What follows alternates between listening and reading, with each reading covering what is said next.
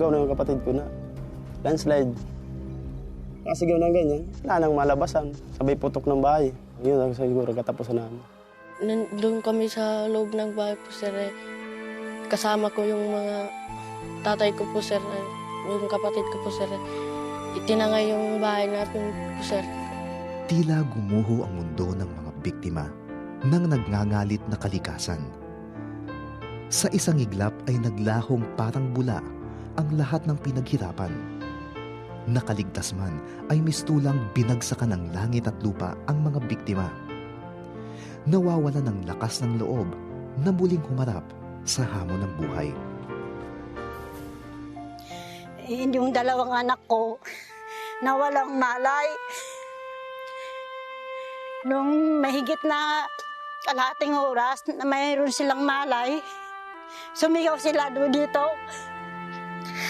Kaya mayroon silang kumupkop sa kanila, sir. Malaking hamon sa Operation Blessing ang pagtugon sa pangangailangan ng mga nasalanta ng kalupitan ng kalikasan.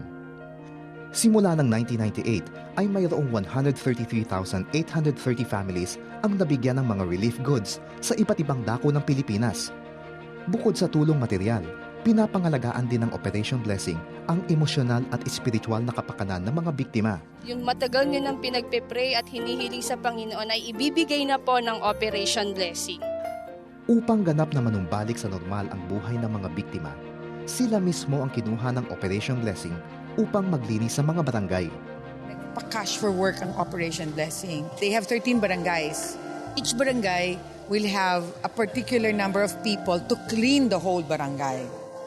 Lilinisin ang kanal kasi kailangan mong linisin ang kanal. They get 200 pesos a day. Tapos habang nililinis, pag nilinis na ganon, makikita mo, na-encourage mo sila. Kasi nabigyan mo sila ng pera. Sa ganito, pwede nating sabihin bayanihan yan. Pero alam mo, kailangan din nila ng pera para tumakbo yung ekonomiya. So you're doing not a dole out, but you're encouraging them. Ilan lamang ito sa maraming gawain ng Operation Blessing.